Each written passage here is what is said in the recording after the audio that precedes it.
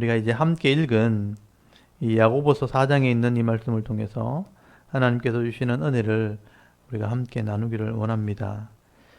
이 야고보서 4장은 야고보서 3장과 연결이 되어져서 이 성도들이 세상 속에서 이 사탄의 마귀의 종으로 살아가는 것이 아니라 하나님과 동행하며 은혜의 삶을 살아갈 수 있는 비결이 무엇인가 하는 것을 기록을 하게 됩니다. 여러분, 이 야고보 사도는요, 성도들이 믿음이 있다고 하면서 교회 공동체 속에서나 또는 세상 속에서 하나님의 은혜를 누리며 살아가는 성도들보다 서로 하나 되지 못하고 또 서로 다투고 싸우면서 욕심대로 살아가는 사람이 더 많다는 것을 알게 됩니다. 그래서 이 야고보는요, 오늘 야고보서 4장 말씀을 통해서 왜 예수 믿는 성도들이 왜 삶 속에서 이런 믿음의 열매가 없게 되어지는가, 그 이유를 지금 설명을 하게 되고요. 그리고 영적인 이 싸움에서 승리하는 비결에 대해서 4장에 설명을 하게 됩니다. 여러분, 이런 내용들은 당시 야고보가 실제로 고민했던 거예요. 고민하고 많이 기도하는 중에 성령께서 주시는 이 지혜를 정리한 겁니다. 성령께서 주신 지혜이기 때문에 오늘도 성령의 은혜로 깨달은 사람들은 이 진리를 깨닫고 복을 받을 수 있는 거죠. 먼저 우리 4장 1절부터 4절까지 보시면요, 그 사람들의 관계 속에서 가장 현실적인 문제, 싸움과 다툼에 대한 문제를 다루게 됩니다. 근본적으로는 이제 욕심에 대한 문제인데요. 여러분 1절 한번 보십시오. 너희 중에, 성도들 중에 싸움이 어디로부터 또 다툼이 어디서부터 나느냐? 너희 지체 중에 싸우는 정욕으로부터 나는 것이 아니냐라고 말씀을 하게 됩니다. 여기 싸움의 정욕이라는 부분 있죠? 이 부분을 좀 표시를 좀 해주시면 좋겠습니다. 이 싸움의 정욕이란 이 단어가 굉장히 중요한 단어입니다. 여러분이 하나님을 믿는 성도들이요, 삶을 살아가는 중에 서로 싸우고 다투면서 자꾸 살아간다는 거예요. 여러분, 여기 싸운다는 단어는 전쟁이란 단어예요. 굉장히 큰 의미에서 큰 전쟁의 의미고, 여기 다툼이라는 것은 전투, 어떤 대결, 작은 싸움에 대한 부분이에요. 우리가 세상 속에서 크고 작은 싸움을 하면서 살아간다는 겁니다. 야고보는 왜 성도들이 이렇게 전쟁을 하고 싸우면서 살아갈 수밖에 없는지 그 이유를 분석을 하게 돼요. 이 분석한 내용이 뭐냐? 내 속에 있는 싸우는 정욕 때문이다라는 표현을 쓰게 됩니다. 그래서 이 단어를 참 제가 좀 확실하게 제가 와닿질 않아서 이렇게 원어를 살펴보고 있는데, 두 가지 단어예요. 싸우는 정욕. 이 싸운다는 의미는 이게 전쟁이라는 의미로 이제 쓰여지는데, 그 원어적인 의미에서 보면 군대라는 개념이 군대. 그러니까 하늘에 있는 군대란 뜻이에요. 천사, 천군이란 의미예요. 그게 영적인 존재인데, 여기 정욕이라는 부분은 욕심이란 단어로 번역을 하는데 사실은 즐거움이란 뜻이거든요. 기쁨, 즐거움, 향락 이런 의미거든요. 그러니까 이걸 좀 매치를 시켜보면 군대가 전쟁을 하는데 즐거움을 느낀다, 이런 의미가 되는 거예요. 그것 때문에 싸우게 된다라고 이 야고보가 분석을 했다는 겁니다. 저는 이걸 좀 보면서 어떤 영적인 의미를 좀 설명한 것이 아닌가. 내 인간편에서는 욕심인데, 하려고 하는 욕망인데, 어떤 영적인 존재 속에서는 싸움을 즐기는 존재가 있다.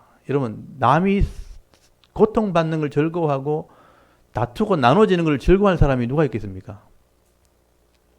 대부분 다 가족이 하나 되어지고 나라가 하나 되어지고 교회가 하나 되기를 원하지, 부부가 하나 되기를 원하지, 서로 갈라서고 나눠지기를 즐거워하고 기뻐하는 자가 누구겠습니까? 사탄이요, 사탄. 영적인 존재. 그래서 천사라는 단어가 그 안에 들어가 있어요. 영적인 존재가 싸움을 즐긴다 하는 것은 사탄을 의미하는 겁니다. 사탄은 우리를 욕심을 이용하는 거예요. 우리는 욕심이지만 사탄 쪽에서는 싸우는 걸 즐기는 영적인 존재거든요. 우리 욕심을 이용해서 나눠지게 만드는 겁니다. 그래서 결과적으로는 다툼이 생기고 싸움이 일어나게 되는 것이라고 야고보가 분석을 한 거예요. 저는 이 분석을 굉장히 중요하다고 생각합니다. 결국 우리 인간 속에는 욕심은 벗어날 수 없어요. 태어날 때부터 죽을 때까지 욕심 때문에 다툼이 자꾸 일어나게 됩니다. 그리고 세상 사람들은 이런 믿음이 없잖아요. 그래서 대부분 소유 때문에 이런 싸움이 일어나게 됩니다.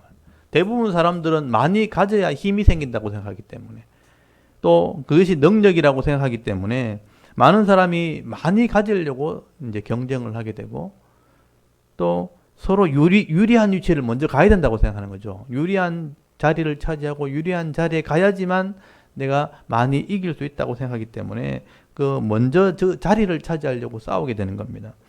근데 여러분, 우리가 성경적인 시각으로 볼 때 하나님께서 우리 각자에게 분량을 다 주셨다는 거죠. 믿음의 분량도 주시고 기업의 분량, 복을 누릴 수 있는 분량도 이미 다 한정지어 주신 게 있어요. 그걸로 부족하지 않다는 겁니다. 근데 여러분, 이런 내게 주신 것이 분명히 있는데 이걸 내가 감사하지 못하고 이것을 만족하지 못하게 되면 다른 사람들께 자꾸 보이는 거예요. 다른 사람들께 탐이 나고 그게 더 좋아 보이고 욕심이 생기는 겁니다. 그래서 그것을 시기한다 그러죠. 내가 저거 했으면 좋겠는데 탐을 내고 또 질투하고 그걸 또 가져보려고 빼앗으려고 하다 보면 다투고 싸우고 심지어 죽이기까지 하는 일들이 벌어지게 되는 겁니다. 그러나 그렇게 해서 남의 것을 가진다고 해서 내게 되는 게 절대 아닙니다, 여러분. 이게 영적인 원리가 그렇고 세상의 원리가 그래요. 남의 것을 가지고 온다 해서 내 것이 될 수 없습니다. 잠시 동안 가지고 있을 수는 있는데 그것이 영원히 누릴 수 있는 것은 아닙니다. 결국 그걸 또 빼앗기지 않으려고 막 버티다가 더 악해지는 거예요, 사람이. 내게 될 것이 아닌데 그거 안 뺏기려고 막 버티다가 더 악을 행하게 되고 거짓을 하고 폭력을 행하게 되는, 결국은 원래 주신 기쁨도 평안도 누리지 못하면서 나중에 시간을 막 허비하는 겁니다. 그거 뺏기지 않으려고 시간을 허비하다 보니까 늙고 병들게 되는 거예요. 그래서 여러분 2절 말씀 한번 보십시오. 야보고가 이렇게 분석하죠. 너희는 욕심을 내어도 얻지 못하여 살인하며 시기하여도 능히 취하지 못함으로 다투고 싸우는도다. 너희가 얻지 못함은 구하지 아니하기 때문이요 구하여도 받지 못함은 정욕으로 쏘려고 잘못 구하기 때문이라. 여러분, 세상 사람은 욕심으로 막 얻지 못하니까 살인도 하고 또 시기도 하고 능히 취하지 못하니까 싸우고 이렇게 살아가는데, 우리 성도는요 똑같은 거예요. 구하지 않고 구해도 잘못 구하기 때문에 만족함을 누리지 못하는 것입니다. 여러분, 하나님께서 내게 주시는 이런 성격, 성품, 지식의 수준, 어떤 부모, 가정, 어떤 자식들, 이건 다 하나님께서 내게 주신 기업이에요. 이거는 내가 마음대로 바꿀 수 있는 부분이 아니에요. 부모를 선택할 수도 없고요. 자식을 내가 선택할 수도 없어요. 내 성품을 내가 선택할 수 없어요. 그걸 가지고 태어나는 겁니다. 이게 하나님이 내게 주신 분량이에요. 그렇다면 내게 주신 것 안에서 분명히 만족감이 있어야 되는 거예요. 만족감이 있어야 되고 그것을 누릴 줄 아는 그런 기쁨을 누릴 수 있어야 되는데, 근데 내 속에 욕심은 그렇게 하지 않는다는 겁니다.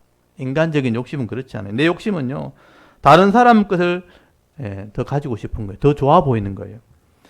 사실은 그쪽에서도 자기도 만족하지 않아요. 근데 나는 또 내가 보면 그게 좋아 보이는 거예요. 그쪽이 나를 보면 또 나를 또 좋아 보이는 거예요. 서로 그런 게 있다는 말이에요. 그래서 항상 원칙 중에 하나가 남의 떡이 어떻게 보여요? 항상 더 크게 보이는 거죠. 똑같은데 항상 남의 떡이 더 커 보인다는 말을 우리가 하게 되는 겁니다. 그래서 남의 것이 자꾸 좋아 보이니까 내 것은 감사하지 않는 겁니다. 그래서 자꾸 다른 사람 것을 탐을 내고 그것을 가지기 위해서 욕심을 부리기 시작하는 거죠. 근데 그게 마음대로 안 됩니다. 그러니까 경쟁을 하고 다투게 되고 서로 죽이게 되는 일이 벌어지게 되는 거죠. 이게 일반적인 사람들이 살아가는 방식이에요. 그게 어떻게 보면 인생이라고 볼 수 있는 겁니다. 여러분, 세상 사람은 믿음이 없으니까 다른 사람을 빼앗으려고 하면서 물고 뜯고 하면서 인생을 살아가는 거죠. 그게 지금 최근에 나온 드라마 중에 오징어 게임이라는 드라마 있죠. 가장 대표적으로 표현하고 있는 겁니다. 결국 경쟁에서 싸워서 이기는 자가 차지하는 것이다 하는 것을 하나의 드라마로 만든 거죠. 저도 어릴 때 오징어 게임 굉장히 많이 했거든요. 우리 경상도 쪽에서는 게임이란 말을 쓰지 않고 뭐라 그러는 줄 아세요? 오징어 가생이라고 말해요. 저는 그 오징어 가생을 굉장히 잘했습니다. 하면 항상 이겼어요.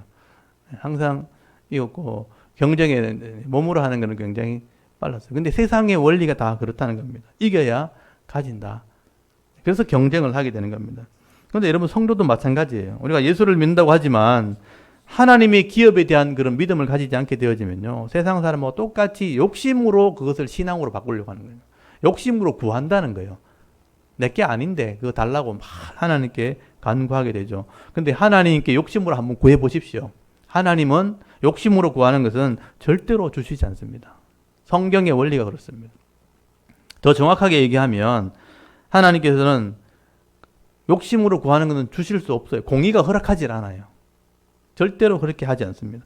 이렇게 우리가 욕심에 이끌려서 빼앗으려고 하고 욕심에 이끌려서 신앙생활을 하는 것은 하나님의 방법이 아니고 세상적인 방법입니다. 그래서 야고보는요, 이런 삶을 세상과 벗하는 것 같다 이렇게 표현해요. 한번 보십시오. 거기 보시면 그런 표현이 나오죠. 예. 여기 4절 중간에 보시면 세상과 벗이 되고자 하는 자, 친구처럼 이렇게 살아간다. 그를 간음한 것 같다. 부부로 따지면 다른 사람에게 마음을 빼앗긴 자, 세상에게 마음을 주는 걸 세상의 친구라 그래요. 또 다른 사람에게 마음을 주는 것을 간음했다 그러는 거예요. 그래서 마치 간음한 자와 같이 살아가는 것이다. 여러분, 이렇게 세상과 벗하는 것은 하나님과는 원수가 되는 겁니다. 그래서 야고보는 이런 모습을 성령께서 시게 하신다. 세상만 바라보고 살아가려고 하는 사람은 성령이 그 속에서 시게 하신다라는 표현을 쓰게 돼요. 성령은 곧 하나님이에요. 여러분, 구약의 이스라엘 백성들이 하나님과 언약했고 하나님 사랑하기로 계약해놔놓고 가나안 땅에 들어가서 우상을 섬겼잖아요. 우상에게 제사 드리고 우상에게 마음을 주고 막 이렇게 하니까 하나님께서 질투하셨다고 되어 있거든요. 나는 질투의 하나님이라. 그래서 하나님을 제대로 사랑하지 않고 섬기지 않는 것을 질투한다고 표현했던 것처럼 성령도 우리를 하나님 백성 삼으셨는데 세상을 자꾸 벗하려고 할 때, 세상을 사모하게 될 때, 세상에 마음을 주려고 할 때 하나님이 우리 속에서 성령을 통해서 질투하신다, 시기하신다라고 말씀을 하게 되는 겁니다. 그래서 야고보는 이야기하죠. 믿음의 사람들은 이렇게 욕심으로 구하는 것이 아니라 하나님 말씀대로 순종하게 되어질 때에 하나님께서 주시는 것을 풍성하게 누리는 삶을 살아가는 것이 성도여야 된다. 그래서 여러분, 하나님 말씀대로 순종하는 것이 굉장히 중요하다는 겁니다. 6절 한번 보십시오. 그러나 더욱 큰 은혜를 주시나니 그러므로 일러서되 하나님이 교만한 자를 물리치시고 겸손한 자에게 은혜를 주신다 하였느니라. 이 말씀이 중요해요. 교만한 자는 물리치시고 겸손한 자에게는 은혜를 베풀어 주신다. 이게 잠언서 3장 34절 말씀을 인용한 거예요. 거기 보면 그렇게 표시가 되어 있을 겁니다. 야고보가 그 중간에 기억이라는 표시를 해놨죠. 잠언의 말씀을 인용하면서 욕심대로 살면 사람은 자꾸 악해질 뿐입니다. 근데 겸손히 하나님 옆에 엎드리게 되어지면 하나님이 은혜로 채워주신다는 거죠. 은혜란 그 안에 모든 것이 다 들어있어요. 하나님이 겸손히 엎드리는 자에게는 은혜로 채워주신다. 그러므로 성도는요, 하나님께 엎드림으로 하나님께 복종한다. 순종하는 거죠. 순종하는 삶을 살 때 마귀를 대적하게 되는 겁니다. 아까 영적인 존재를 제가 얘기했죠. 하나님께 순종하게 될 때, 욕심을 따르지 않을 때 마귀에게서 벗어나게 되는 거죠. 마귀를 대적하게 되는 것이다. 욕심으로 나를 유혹하는 마귀가 나를 떠나게 되는 것입니다. 여러분 7절 한번 보십시오. 그런즉 너희는 하나님께 복종할지어다. 그리고 마귀를 대적하라. 그리하면 너희를 피하리라. 이게 핵심이죠. 하나님께 복종하려고 하면, 욕심을 내려놓으려고 하면, 또 겸손히 엎드리면 그게 마귀를 대적하는 게 되는 겁니다. 마귀는 내 욕심을 이용하거든요. 그래서 하나님께 복종하려는 마음을 가지게 되어질 때에 마귀를 떠나게 하니까 욕심도 사라지게 되는 것입니다. 그래서 성도는 세상을 닮아가는 것이 아니라 이제는 하나님을 가까이 하려고 해야 된다. 이런 8절 한번 보십시오. 하나님을 가까이 하라. 그리하면 너희를 가까이 하시리라. 죄인들아 손을 깨끗하게 하라. 두 마음을 품은 자들아 마음을 성결하게 하라. 여러분, 하나님을 가까이 하면 하나님도 우리를 가까이 하신답니다. 그게 하나님 마음이죠. 그렇다면 성도가 하나님을 가까이 하려면 어떻게 해야 되는가? 여러분, 성도가 하나님께 가까이 하려면 제일 먼저 내 마음이 깨끗해져야 된다는 거죠. 그걸 회개라고 말하는 거죠. 그래서 죄인들아 손을 깨끗하게 하라. 두 마음을 품은 자들아 성결하게 하라. 깨끗하라, 성결하라 같은 말이에요. 그러니까 죄인들아라고 표현하는 것은 우리가 하나님 말씀에 순종하지 못하는 자들이란 뜻입니다. 말씀대로 순종하지 못할 때 이런 말씀대로 살지 못한 것을 하나님께 회개하면 되는 거죠. 그럼 깨끗해지는 겁니다. 비누로 손을 깨끗이 씻으면 거기서 뭔가 얻어낼 수 있는 것처럼 우리 삶을 회개하고 우리 마음에 있는 죄를 고백할 때 그게 정결하게 되는 겁니다. 정결하게 되어질 때에 하나님이 가까이 하시게 되는 거예요. 어떻게 구체적으로 해야 되는가? 9절 한번 보십시오. 슬퍼하며 애통하며 울지어다. 이 구약적인 표현이죠. 구약에는 회개할 때 울어라는 표현을 쓰거든요. 여기 슬퍼하며 애통하며 울어라. 웃음을 애통으로 즐거움을 근심으로 바꿀지어다. 그래서 이 구약 성경에는 베옷을 입으라 뭐 이렇게 얘기죠. 슬플 때 입는 옷이에요. 베옷을 입고 베옷을 찢고 막 이렇게 설명하죠. 그래서 주 앞에서 낮추라. 그래야면 주께서 너희를 높이리라. 그러니까 이 회개하는 것을 낮춘다고 표현하는 거죠. 겸손이라고 표현하는 거예요. 엎드리기 때문에. 다 일맥상통한 얘기예요. 겸손하라, 회개하라, 낮추라 같은 의미입니다. 이게 하나님을 가까이 하는 방법이래요. 교만하지 않는 것이죠. 내가 가지고 싶어서 내가 막 이렇게 나를 드러내는 것, 그게 교만함이라면 하나님께 회개하고 엎드리는 것, 내 죄들을 인정하는 것, 이게 겸손입니다. 그래서 내 잘못된 것을 회개하고 또 엎드리고 낮추면 결국은 하나님이 나를 높여줄 것이라. 회개하는 자에게, 겸손히 엎드리는 자들에게 내가 낮추면 하나님이 나를 높여주신다는 게 뭐예요? 드러나게 하는 겁니다. 자랑하게 만드는 겁니다. 이 정도 충분하다 하는 것을 알게 한다는 거예요. 여러분, 높아지면 드러나게 되는 겁니다. 자랑하게 되는 겁니다. 인정받게 된다는 뜻입니다. 여러분, 이 성도들이 이렇게 할 때 내 믿음이 행함으로 드러나게 되죠. 이게 행함 있는 믿음이라고 야고보가 설명을 하게 되는 겁니다. 그래서 여러분, 세상에서 이 욕심 때문에 억지로 막 내가 빼앗고 막 이렇게 할 필요 없다는 거죠. 그렇게 막 빼앗아서 재물을 가졌다 할지라도 이 재물 때문에 결국은 나중에 다툼이 벌어지고 싸움이 벌어지면요, 나중에 나이가 들어서 모든 걸 다 잃어버립니다. 젊을 때 막 애써 빼앗은 사람들, 애써 긁어 모은 사람들은요, 나중에 그것 때문에 다 이제 문제가 생기는 거죠. 비리가 드러나고 거짓이 드러나고 사기가 드러나면 그것 때문에 감옥 갈 일도 생기고 다 잃어버리니까 풍비박산 나버리는 겁니다. 그렇게 마지막에 다 잃어버리는 것보다는요, 지금 좀 부족해도 욕심내지 않고 내 부족함을 내려놓고 회개하는 것, 겸손히 엎드리는 것, 하나님 말씀대로 순종하려고 애를 쓸 때 하나님께서 나를 가까이 하시는 거죠. 그리고 나를 높여주시는 것, 하나님이 은혜로 채워주시는 것, 그게 잃어버리지 않는 복입니다. 여기 야고보는 그렇게 사는 것이 성도의 믿음이라 그렇게 말씀을 하게 되는 것이죠. 여러분, 이 말씀을 한번 잘 생각해 보십시오. 여러분, 인생을 놓고, 인생이라는 게 그렇게 길지 않잖아요. 거의 절반 이상을 다 살아오신 분들은 앞으로 남은 생애를 어떻게 살 것인가.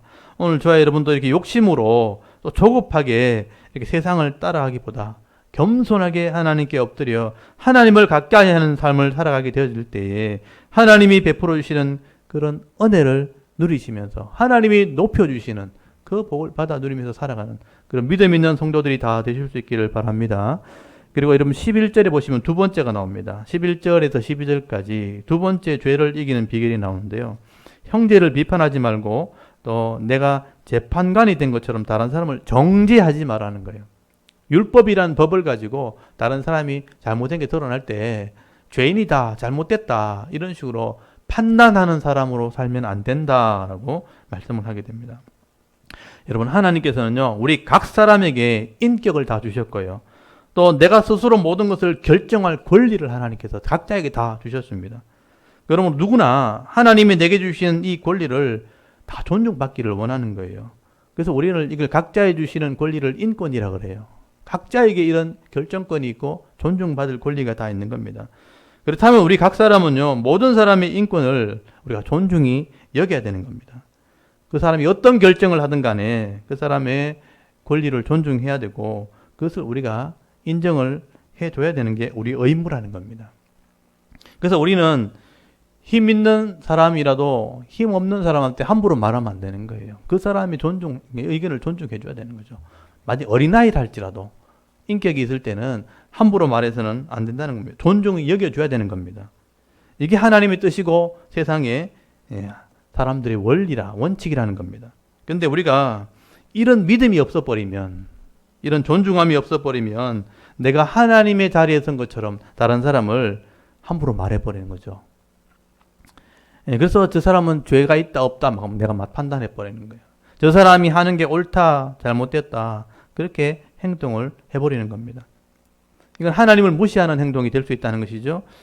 우리가 주로 나이가 많은 분들, 경험이 많은 사람들이 그렇게 될 수 있어요. 또 힘 있는 사람들이 함부로 그렇게 말할 수 있습니다. 여러분, 나이가 많아도 내가 부모라 할지라도 또 내가 돈이 많고 권력이 있다 할지라도 다른 사람에 대해서 함부로 말할 권리는 사실 없는 겁니다.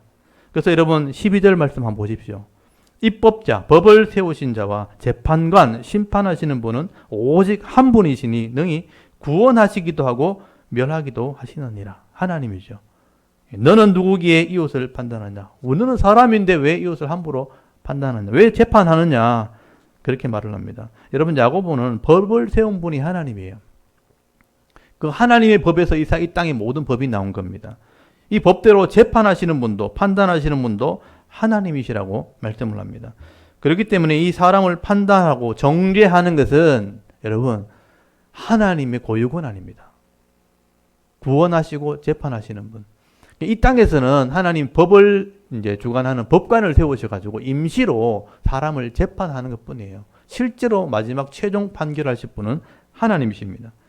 우리가 근본적으로 다른 사람을 판단할 수는 없다는 거죠. 그래서 여러분 예수님께서도 마태복음 7장 1절에 보시면 그런 말씀 하시죠. 네가 비판받지 않으려면 판단받지 않으려면 너도 비판하지 말라. 어찌하여 형제의 눈 속에 있는 티를 보고 네 눈 속에 들보가 있는 것을 깨달으라. 네 눈 속에 있는 들보를 깨닫지 못하느냐. 그래서 자기 눈에 있는 들보를 깨닫지 못하면서 내가 네 눈에 티를 빼게 해라. 이렇게 말할 수 있겠느냐. 그러니까 사람의 눈에는 다 티가 있고 들보가 다 들었다는 거예요. 근데 자기 눈에 들보는 보이지 않고 다른 사람의 티만 보인다는 거죠. 그래서 내가 네 눈에 있는 티를 봤으니까 네가 죄인이니까 잘못됐으니까 그걸 고치게 해라, 빼게 해라 이렇게 말할 수 없다라고 말씀하게 되는 것이죠. 여러분 이 땅에 있는 사람은 누구도 다른 사람을 판단할 수 있는 자격 자체가 안 된다는 거예요. 왜냐하면 저 사람의 티가 들었어도 내 속에는 들보가 있기 때문에 저 사람을 판단할 자격이 안 된다는 겁니다. 그런데 이것을 무시하고 다른 사람을 자꾸 지적하는 거예요. 내 기준에서 다른 사람을 판단하고 지적하게 되어지면 그 사람도 내 허물을 보이니까 같이 지적을 하게 됩니다. 그럼 어떻게 되겠어요? 싸움이 벌어지는 거예요. 네가 더 크네, 내가 더 크네 이렇게 되는 거예요. 다 허물을 가지고 있기 때문에. 부모 자식 간에도 똑같고요. 부부 간에도 똑같습니다. 남들도 마찬가지고요. 허물이 보이면 나도 허물이 있는 거예요. 그게 인간이기 때문에. 근데 다른 사람이 티만 가지고 정죄하고 판단해버리면 그 사람도 나를 정죄해버리는 거예요. 존중히 여기지 않으니까. 서로 무시해버리니까. 그러면 싸움이 벌어지겠죠. 이렇게 살아가는 것은 어리석은 것이라는 겁니다. 그래서 오늘 여러분, 저와 여러분이 부족함이 보일 때 어떻게 되는가? 같이 기도해 줘야 되는 거예요. 그런 부족함을 스스로 깨닫고 수정할 수 있도록 기도해 줘야 되고요. 그 사람이 잘 할 수 있도록 도와주는 것을 우리가 해야 되는 겁니다. 여러분, 내가 도와주면 그 사람도 나를 도와주겠죠. 그게 성도의 모습이어야 된다. 그게 지혜로운 사람이고 또 성도의 믿음이 된다라고 말씀을 하게 되는 것입니다. 그러므로 여러분 적어도 성도가 되었다면 다른 사람을 판단하기보다는 그 사람의 말을 자꾸 들어줘야 되는 거예요. 그리고 다른 사람을 위해서 정죄하기보다는 그 사람을 위해서 기도하는 성도가 되어야 되는 겁니다. 오늘 이 말씀을 들은 우리 자른교회 성도들은 이 원리를 마음속에 잘 기억하시면 좋겠습니다. 어린아이든 노인이든 간에 인간은 다 허물을 가지고 있습니다. 그래서 그걸 가지고 정죄하거나 판단하는 도구가 아닌 서로 기도해주고 잘 극복할 수 있도록 도와주는 삶을 살아가는 믿음 있는 성도들이 다 되실 수 있기를 바랍니다. 야고보가 볼 때 그게 바른 믿음이고 그게 행함 있는 믿음이라는 것입니다. 그리고 세 번째, 여러분 13절부터 17절까지 보시면 장래 일에 대해서 하나님께 맡겨야 된다라고 말씀을 합니다.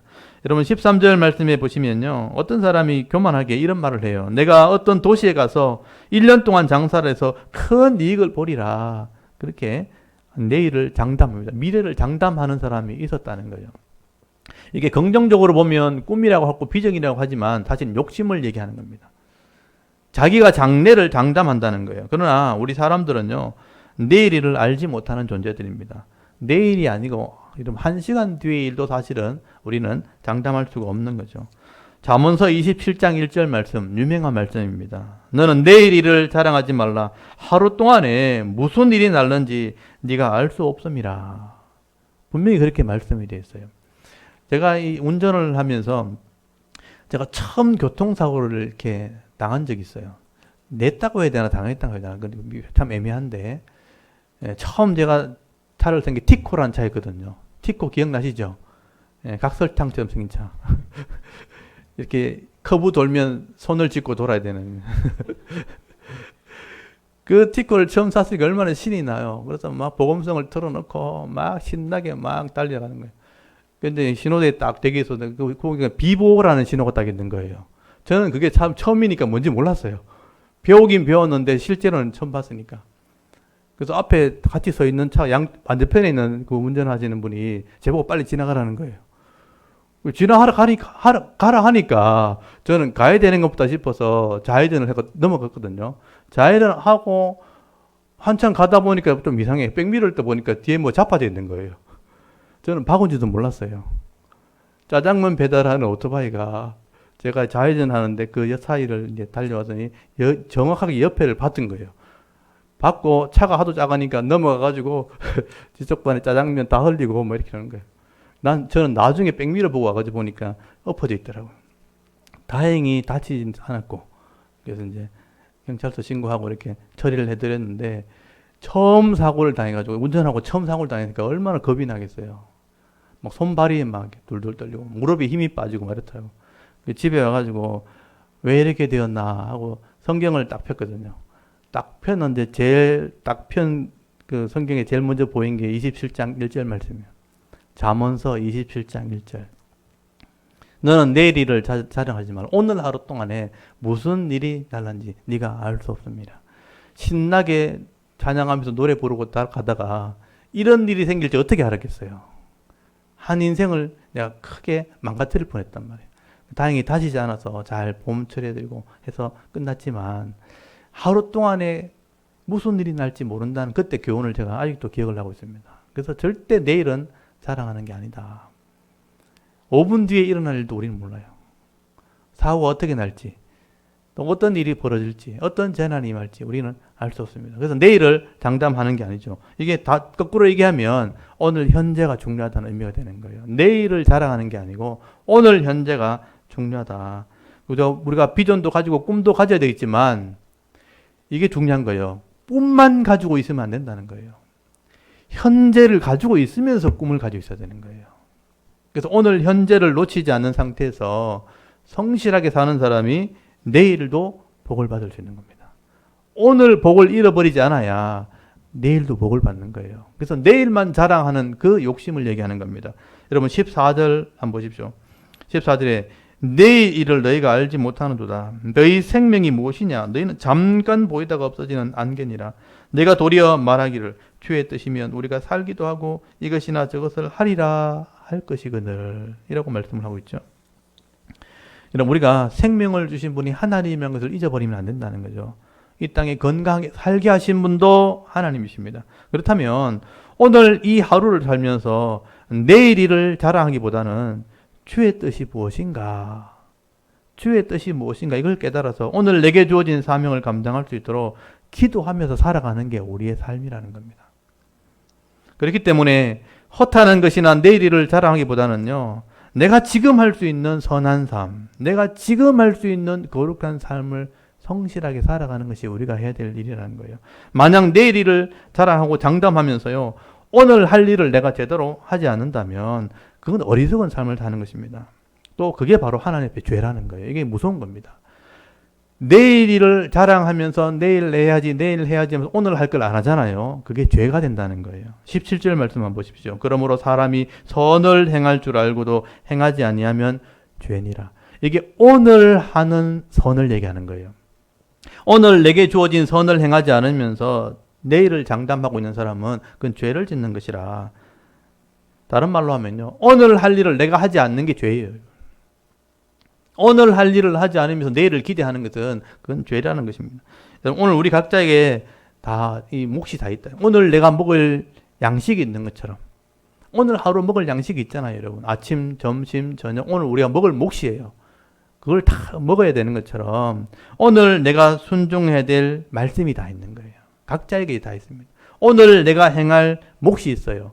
그 선한 삶이 있다는 거죠. 가정에서 해야 될 삶, 직장에서 해야 될 삶, 교회에서 해야 될 내 몫이 있다는 거죠. 그 선한 삶, 오늘 하나 예를 들면 예배 드린다면 이 예배 드리는 몫을 감당해야 되는 거예요. 이걸 감당하면서 은혜를 기대해야 되는 거예요. 내가 시간 남은 해야지. 내가 다음에 해야지. 다음을 어떻게 장담해요? 다음에 어떻게 될지 모르는데. 그렇게 돌아가시고 많이 봤었어요. 내일을 장담하는 게 아니고 오늘 내가 하는 선을 오늘 행하는 것이 내 믿음이 되는 것이다 라고 말씀하는 것입니다. 내가 내일 해야지, 다음에 해야지 이렇게 자랑하다가 그걸 결국은 하지 못하게 되는 것은 성경은 죄라고 말하는 것입니다. 예수님의 그 비유의 표현들 하면 오늘 해야 될 일을 하지 않으면요 악하고 게으른 종이 되는 거예요. 오늘 해야 될 일 감당하게 되면 착하고 충성된 종이 되는 것입니다. 주인의 잔치에 참여하는 복을 받게 되어지는 것입니다. 그러면 오늘 내가 만나는 사람들 또 내가 만나는 여러 가지 사건들 일 속에 선을 행할 줄 알고 그것을 또 섬길 줄 아는 사람, 사랑을 베풀 줄 알고 말씀대로 순종할 줄 아는 사람, 이 거룩한 삶을 살아가는 성도가 되어져야 되는 것이죠. 그래서 여러분 오늘이라는 것도 굉장히 중요합니다. 그래서 오늘 하루 시작하기 전에 예배 드려야 되고요. 오늘 끝나면 하루를 마칠 때 감사 기도해야 되는 겁니다. 제가 새벽마다 말씀을 이렇게 나눠드리는 이유는 여러분의 오늘 하루가 저한테 책임이 있다고 생각하기 때문에 오늘 하루를 말씀을 묵상하십시오. 그래야 여러분이 오늘 하루가 복이 됩니다. 왜냐하면 오늘 하루의 주인이 하나님이시니까. 그래서 제가 새벽마다 말씀을 보내드리는 겁니다. 아무도 없는 예배당이지만 제가 말씀을 이렇게 녹음을 해서 보내드립니다. 그래서 오늘 하루를 하나님께 헌신할 때 오늘 하루가 복이 되어지는 겁니다. 그 성실한 삶을 살아가는 사람이 믿음의 사람이라고 말하게 되는 것이죠. 그래서 오늘 이 야고보 사도는요, 성도가 세상 속에서 하나님께서 예비하시는 이 은혜를 누리는 방법이 무엇인가 지금 하나하나 설명을 하고 있는 것입니다. 세 가지 정도 다루고 있죠. 욕심에 대한 것. 두 번째가 남의 판단하는 문제. 세 번째가 내일에 대한 문제. 그거 욕심 부리면 안 된다는 거죠. 이 세 가지 문제를 오늘 잘 정리하시면 좋겠습니다. 오늘도 이 말씀들을 잘 묵상하시면서 오늘 내게 주신 이 삶 속에서 욕심대로 세상의 방법대로 사는 것이 아니라 하나님 방법대로 나의 부족함을 인정하고 겸손히 엎드려 회개하는 삶을 살 때 이 마귀의 권세를 이기는 삶, 내 속의 욕심을 이기는 삶을 사시고요. 이 내게 주신 분복을 잃어버리지 않는 이 복을 받아 누리면서 여러분 행복하다, 또 감사하다, 풍성하다, 내 잔이 넘치나이다 이렇게 고백하면서 살아갈 수 있는 믿음 있는 주의 권속들 다 되실 수 있기를 주의 이름으로 축원합니다. 아멘. 잠깐 기도드리겠습니다. 하나님 은혜를 감사합니다. 오늘도 저에게 생명을 주시고